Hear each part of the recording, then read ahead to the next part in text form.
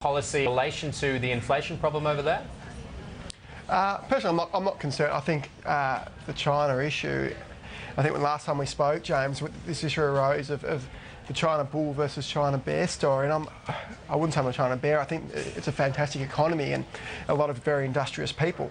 But the China story, the issue of China holding up the world's growth is very much a question that I think has a lot of doubts about it. If you look at what Jim Chanos has said, and Chanos obviously a famous short seller who short sold Enron and also Macquarie Bank when it was $98. Jim Chanos has said China's on a quote treadmill to hell. Of its GDP, 60% of it is fixed investment, which is almost inverse to sort of every other economy which has sort of that much or more in consumer spending.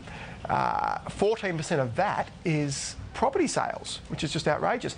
And the most bizarre stat that Chanos has come up with is for every single person in China, there's enough commercial building going on to give them a 5x5 office. Every single person in China. So if that stat is correct, and Chanos is one who usually gets it right, that's an astonishing statistic. And you guys got to wonder how sustainable is 9.8% growth in China, and I certainly don't believe they had inflation of only 4.6%. I don't believe any of China's numbers, but I certainly don't believe that one. Is darts at the same time that we've got the President Hu over having a bit of a talk with President Obama. Do you think this is more than just a talk fest? Have you taken, I mean, did much come out of it?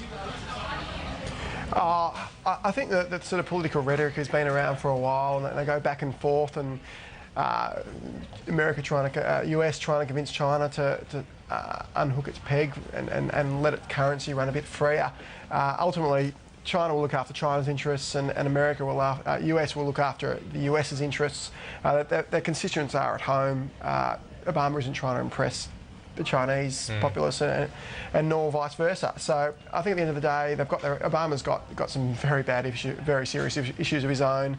The American states have their own issues of their own. They don't have the ability to print money like the federal government does over there. So they face the same predicament as Ireland and Greece.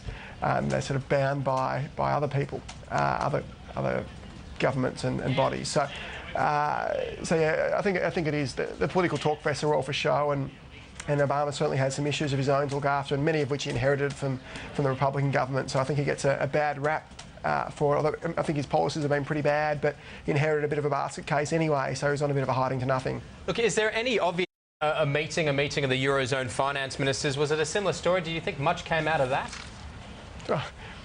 Well, yeah, look, we're focusing a lot on the US, but isn't Europe a different issue entirely? You've got the US has been quantitative easing, but really so too is Europe. And we've had, obviously, Greece was the first domino to fall, and then Ireland's fallen, and Portugal's got all sorts of problems, and then Spain will probably go. So Europe potentially, and Europe's a big customer of China. Europe potentially is in a lot. It's hard to know what's worse off, America or Europe, because they both run these sort of welfare state type policies that just.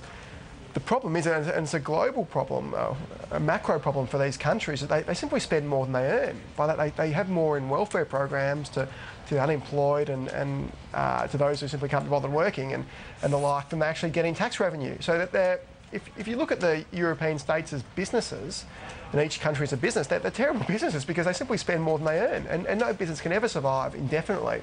At the moment, the general population has sort of been put on ice, so to speak, due to just printing money and printing fiat money, but eventually that can only go on for so long. So Europe's got a real problem. This problem is not going to be solved by the European Central Bank printing a few extra $1 billion to stave off catastrophe for a year or two. And Adam had said that the EU ministers and leaders and so forth don't seem to act. One of the, I suppose, issues that they brought up was potentially more rigorous stress tests. But as we saw in the case of Ireland, their stress tests don't seem to prove anything. I mean, the banks passed there, and now, well, we've seen what's happened to those banks.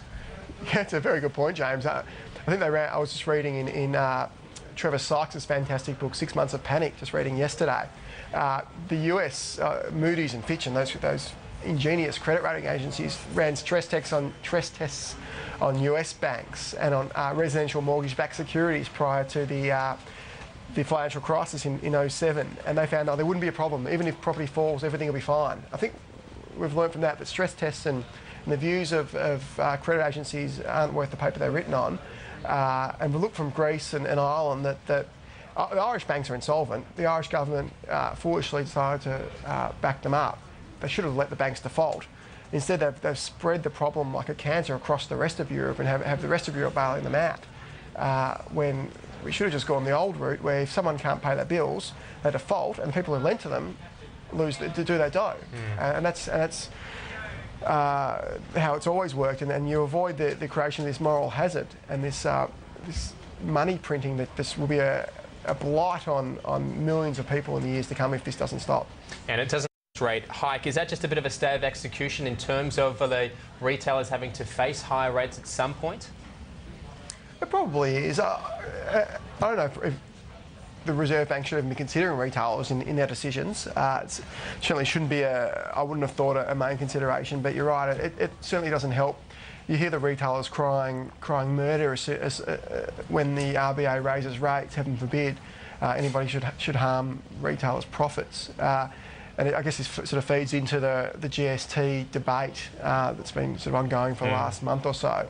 And the problem with Australian retailers is, obviously apart from the Woolies, Coles duopoly, is many Australian retailers just aren't efficient enough and don't have a big enough range and aren't good enough traders as many overseas, and especially internet-based companies. So retail's got a massive problem coming up, competing against the globalised world and the ease of that online sellers can operate. And if you're selling a product that's homogenous across an Australian retailer and an online seller, and one's far less cost and just easier to purchase, you'd obviously go online, and that's becoming more and more of an issue. We saw it happen with music, we're seeing it happen with books. It'll never really happen across other products, and it's an issue for retailers to have to face, and it's not a pretty outlook for a lot of retailers in that respect.